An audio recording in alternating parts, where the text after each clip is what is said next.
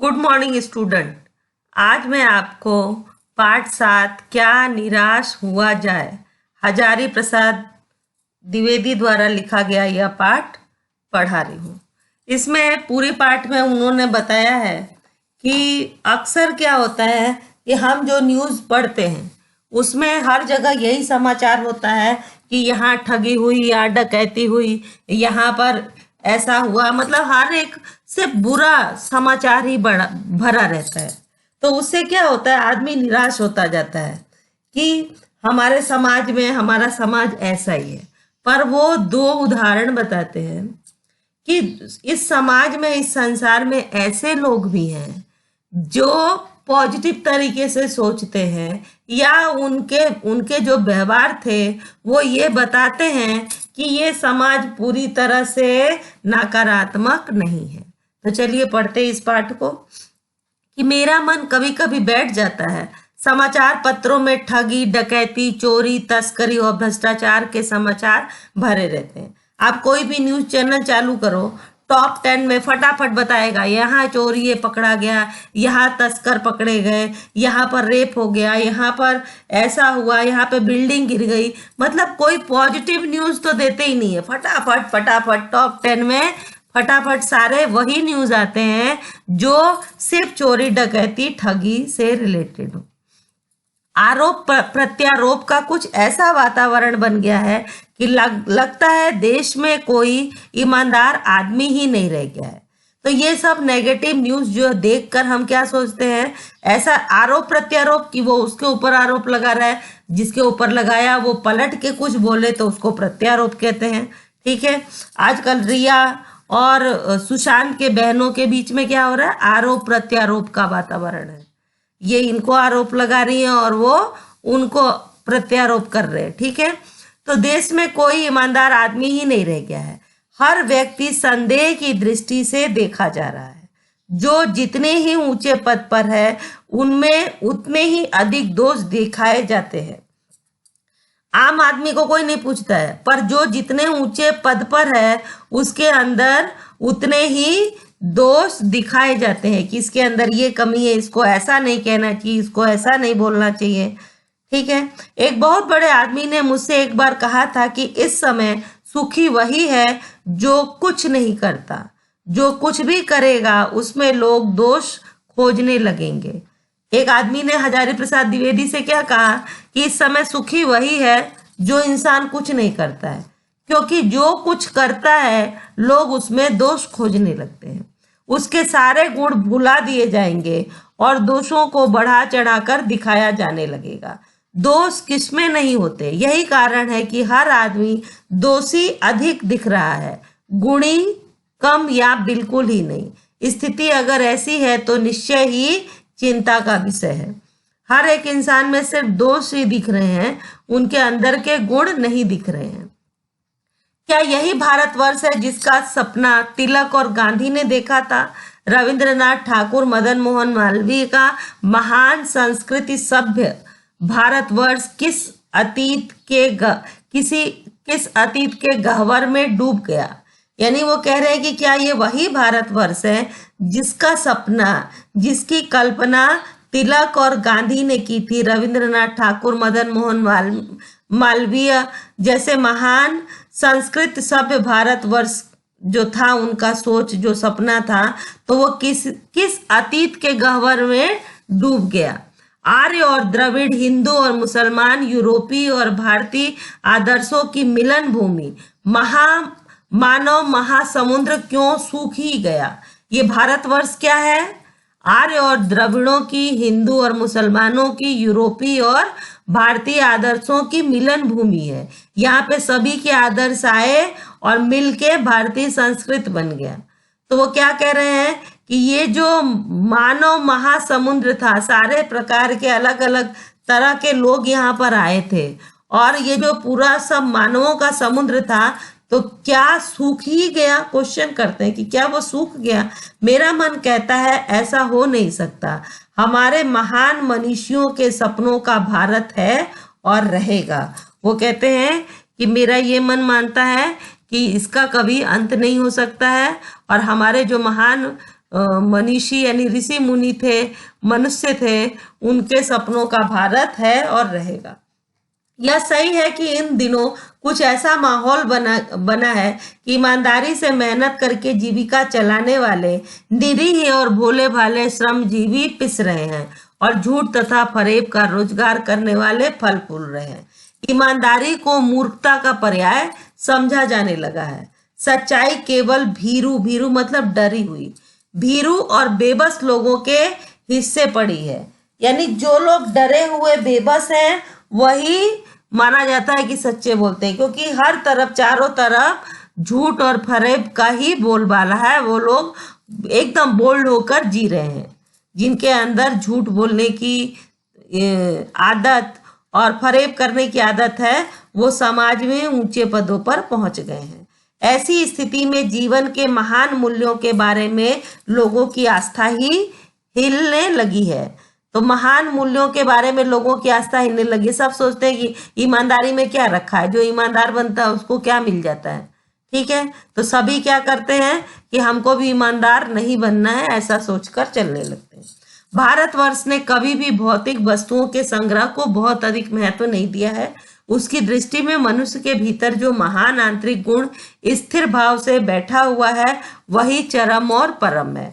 क्या बोल रहे हैं? भारतवर्ष ने कभी भी भौतिक वस्तुओं को यानी भौतिक सुखों को ही, वस्तुओं को और सुखों को ही बहुत ज्यादा, संग्रह को बहुत अधिक महत्व नहीं दिया है। वो आध्यात्मिक यानी आंतरिक जो गुण है मनुष्य के, जो स्थिर भाव से बैठे हुए हैं, वही उसके लिए चरम और परम है। यानी उसी को वो विकसित करने की बात करता है। लोभ, मोह, काम, क्रोध आदि विचार मनुष्य में स्वाभाविक रूप से विद्यमान रहते हैं, पर उन्हें प्रधान शक्ति मान लेना और अपने मन तथा बुद्धि को उन्हीं के इशारे पे छोड़ देना बहुत बुरा आचरण है। वो कह रहे हैं कि सभी मनुष्यों के अंदर लोभ होता है, मोह होता है, काम, क्रोध होता है। ये सब जो विकार वो सभी के अंदर विद्यमान है, परंतु इन्हीं विकारों के बस में हम नहीं हो जाते हैं। उसी के जैसा हम आचरण अपना नहीं करने देते हैं। अगर हम ऐसा करने के लिए छोड़ दें अपने आप को तो क्या होता है? ये बहुत बुरा आचरण है। भारतवर्ष ने कभी भी उन्हें उचित नहीं माना है। उन्हें सदा संयम के बंधन में बांध कर रखने का प्रयत्न किया गया है। बहुत सारे कवियों की कविता मिलेगी आपको, लेखकों के लेख मिलेंगे कि अपने मन को अपने बस में रखना चाहिए। सारी समस्याओं का जड़ ये मन है। मन करता है कि पढ़े नहीं, मन करता है कि हम घूमने जाएं, मन करता है हम दिन भर खेलते रहें, मन करता है कि हम ये खाएं वो खाएं। तो सब ये मन करता है, और इस मन को ही जो बस में कर लेता है वो ही ऊंचाइयों पर पहुंच जाता है, क्योंकि उसकी इंद्रियां उसके बस में हो जाती हैं। और जिसकी इंद्रियां जिसके अपने बस में हो जाए तो वो संसार का कोई भी कार्य कर सकता है। तो जो वो क्या कह रहे हैं कि हम जो है इनमें सदा संयम के बंधन में बांध कर रखने का प्रयत्न किया है, परंतु भूख की उपेक्षा नहीं की जा सकती, बीमार के लिए दवा की उपेक्षा नहीं की जा सकती, गुमराह को ठीक रास्ते पर ले जाने के उपायों की उपेक्षा नहीं की जा सकती। देखो, भूख लगना भी ये हमको मन ही करता है कि हमको भूख लगा है, परंतु इसकी उपेक्षा हम नहीं कर सकते हैं। भूख लगा है तो खाना खाना ही पड़ेगा। ठीक है, तो पर ये अलग है कि हम कुछ दिन व्रत कर सकते हैं, कुछ दिन कम खा सकते हैं। तो कुछ चीजें जो हैं उनकी उपेक्षा हम नहीं कर सकते हैं। हुआ यह है कि इस देश के कोटि कोटि दरिद्र जनों की हीन अवस्था को दूर करने के लिए ऐसे अनेक कायदे कानून बनाए गए हैं जो कृषि, उद्योग, वाणिज्य, शिक्षा और स्वास्थ्य की स्थिति को अधिक उन्नत और सुचारू बनाने के लक्ष्य से प्रेरित हैं। परंतु जिन लोगों को इन कार्यों में लगना है उनका मन सब समय पवित्र नहीं होता। प्रायः वे ही लक्ष्य को भूल जाते हैं और अपनी ही सुख सुविधा की ओर ज्यादा ध्यान देने लगते हैं। अब वो यहाँ पर क्या कहना चाह रहे हैं हजारी प्रसाद जी कि हमारे देश में दरिद्र जो गरीब हैं उनके उत्थान के लिए बहुत सारे नियम सरकार बनाती है, बहुत सारे पैसे देती है। जब नियम बनाती है तो जो नियम बनाती है वो खुद आके तो पालन नहीं कराती है, उसके नीचे के लोग उसको कार्यान्वित करते हैं। सरकार उससे संबंधित पैसे का फंड दे देती है, परंतु जिनको पैसे का फंड दिया जाता है, पैसे जिनके पास पहुंचते हैं, हर समय उनका मन पवित्र रहे ऐसा नहीं होता है। वो क्या करते हैं, उसमें वो लोगों को सुविधाएं कम देते हैं और अपने जरूरत की चीजों पर ध्यान देने लगते हैं। अब आपको एक सिंपल सा बता दूं उदाहरण कि सरकारी स्कूल जो होते हैं गरीब तबके में, वहां पर मध्याह्न भोजन का व्यवस्था करती है कि गांव में जो बच्चे हैं वो खेती करते हैं, तो वो खेती तभी छोड़ेंगे कि भाई जब उनको खाना मिले, क्योंकि उनके घर में खाने के लाले पड़े होते हैं, तो वो खाना मिले इसलिए ही खेती छोड़ेंगे। और उनको खाना दिया जाए तो मध्याह्न भोजन की बच्चा सुबह ऐसे ही आ जाता है, तो दोपहर में उनको खाना बना के पढ़ाने के दौरान खिलाया जाए, तो इसके चक्कर में बहुत सारे बच्चे पढ़ने भी आएंगे, तो सरकार उसके लिए पैसा दे देती है। अब जब वो पैसा आ जाता है तो अगर स्कूल में 50 बच्चे हैं, 50 बच्चों के नाम से जोड़ के इतना पैसा आ गया, पर जो स्कूल का हेडमास्टर है वो खाना 30 लोगों का ही बनवाएगा, 20 लोगों का पैसा उसके जेब में जाएगा। तो इस तरह की अव्यवस्था हमारे समाज में भरी हुई है। तो वो कह रहे कि ऐसा जो है हर समय उनका मन पवित्र रहे ऐसा जरूरी नहीं है। वो लोग क्या करते हैं, अपनी जरूरत की चीजों में ध्यान देने लगते हैं। भारतवर्ष सदा कानून को धर्म के रूप में देखता आ रहा है। आज एकाएक कानून और धर्म में अंतर कर दिया गया है। धर्म को धोखा नहीं दिया जा सकता है, कानून को दिया जा सकता है। यही कारण है कि जो लोग धर्म भीरू हैं वे कानून की त्रुटियों से लाभ उठाने में संकोच नहीं करते हैं। क्या कह रहे हैं कि भारतवर्ष को हमेशा कानून को धर्म के रूप में देखा जाता है। कह रहे तुम अधर्म मत करो, किसी के ऊपर अत्याचार मत करो, ठीक है, तो आप कानून को धोखा दे सकते हो परंतु धर्म को नहीं।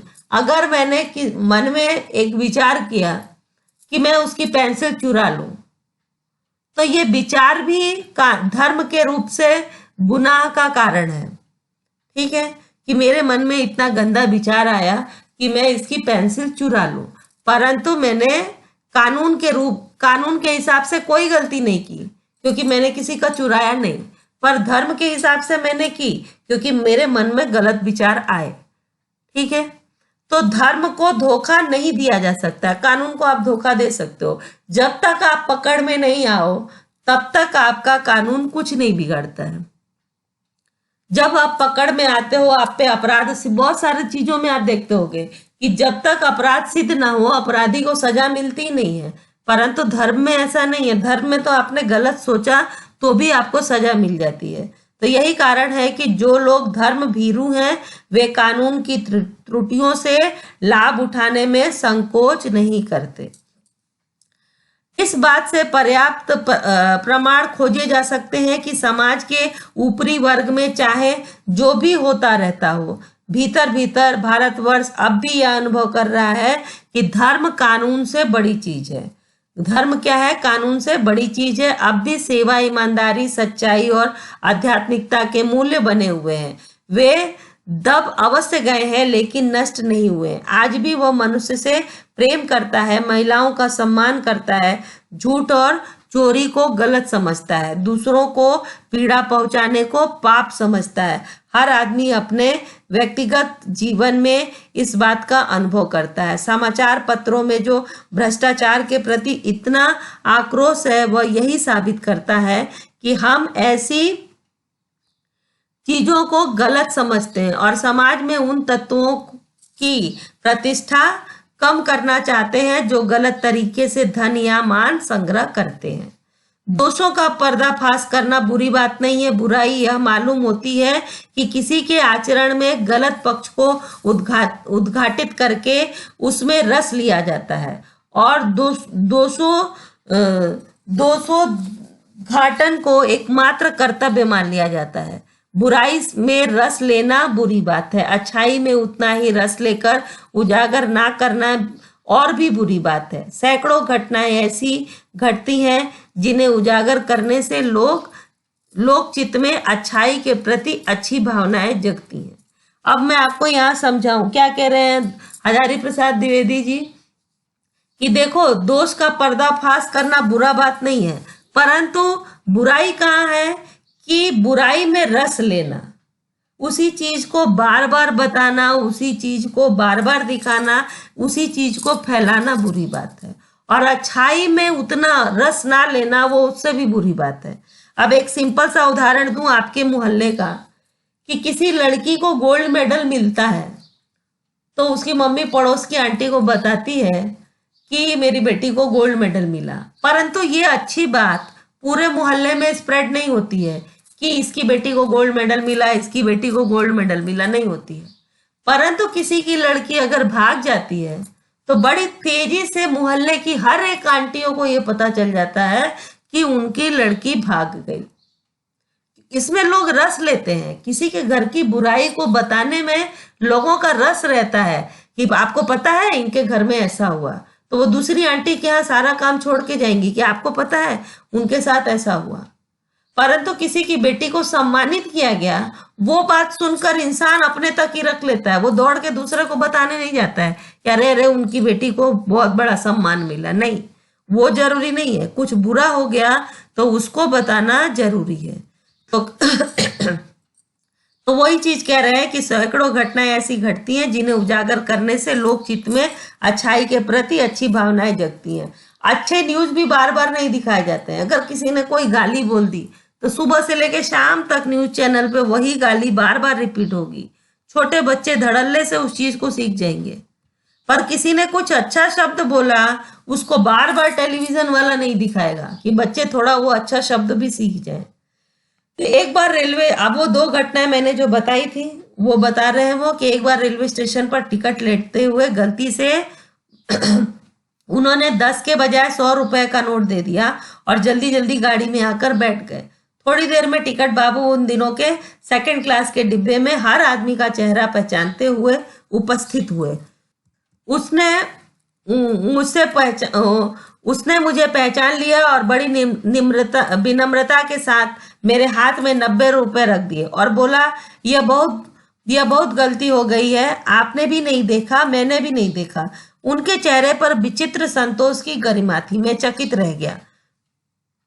कैसे कहूं कि दुनिया से सच्चाई और ईमानदारी लुप्त हो गई है। वैसी अनेक अवांछित घटनाएं भी हुई हैं, परंतु यह एक घटना ठगी और वंचना की अनेक घटनाओं से अधिक शक्तिशाली है। एक बार मैं बस में यात्रा कर रहा था।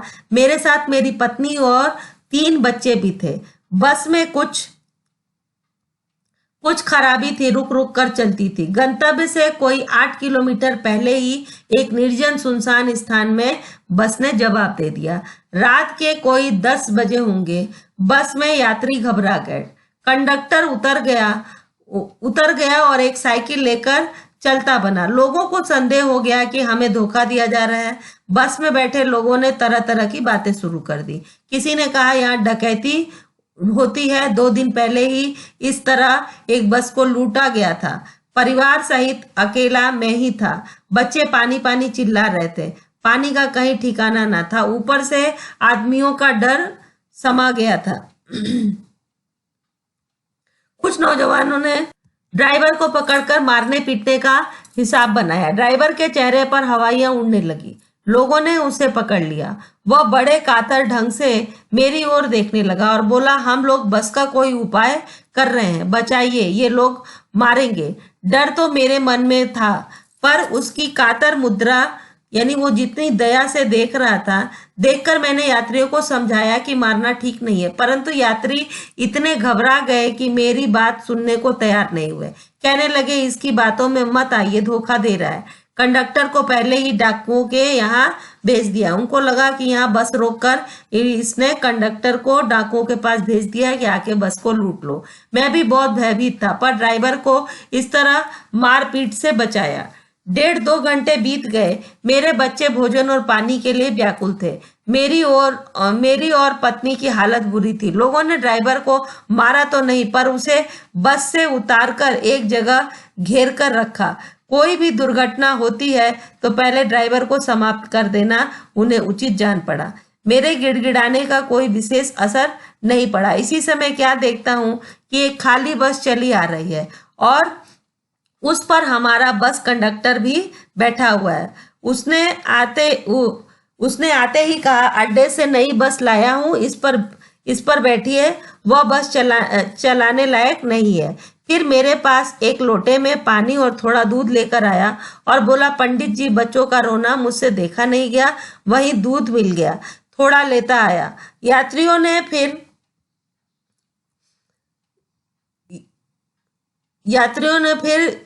में फिर जान में जान आई। सबने उसे धन्यवाद दिया, ड्राइवर से माफी मांगी और 12 बजे से पहले ही सब लोग बस अड्डे पहुंच गए। कैसे कहूं कि मनुष्यता एकदम समाप्त हो गई है। कैसे कहूं कि लोगों में दया माया नहीं रह ही नहीं गई है। जीवन में जाने कितनी घटनाएं हुई हैं जिन्हें मैं भूल नहीं सकता। ठगा भी गया हूं, धोखा भी खाया है, परंतु बहुत कम स्थानों पर विश्वासघात नाम की चीज मिलती है।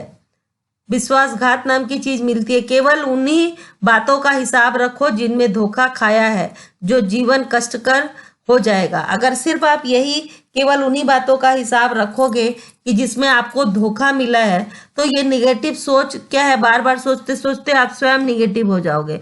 परंतु ऐसी घटनाएं भी बहुत कम नहीं है जब लोगों ने अकारण सहायता की है, निराश मन को ढाढ़स दिया है और हिम्मत बधाई है। कविवर रविंद्रनाथ ठाकुर ने अपने प्रार्थना गीत में भगवान से प्रार्थना की थी कि संसार में केवल नुकसान ही उठाना पड़े, धोखा ही खाना पड़े, तो ऐसे अवसरों पर भी हे प्रभु मुझे शक्ति दो कि मैं तुम्हारे ऊपर संदेह ना करूं। मनुष्य की बनाई विधियां गलत नतीजे तक पहुंच रही हैं, तो इन्हें बदलना होगा। वस्तुतः आए दिन इन्हें बदला ही जा रहा है। जो भी हमारे कानून है उनमें समय समय पर संशोधन होता रहता है, वो समय के अनुसार बदले जाते हैं। तो जो अगर उसमें जो विधि यानी कि कानून जो है वो गलत नतीजे तक पहुंच रही है, तो उन्हें बदलना होगा। ठीक है, और वो बदले भी जा रहे हैं। लेकिन अब भी आशा की ज्योति बुझी नहीं है। महान भारतवर्ष को पाने की संभावना बनी हुई है, बनी रहेगी। मेरा मन निराश होने की जरूरत नहीं है। हजारी प्रसाद जी कहते हैं कि ऐसे समय में भी हमको निराश होने की जरूरत नहीं है। इस वीडियो में इतना ही। आशा है आपको समझ में आ गया होगा। धन्यवाद।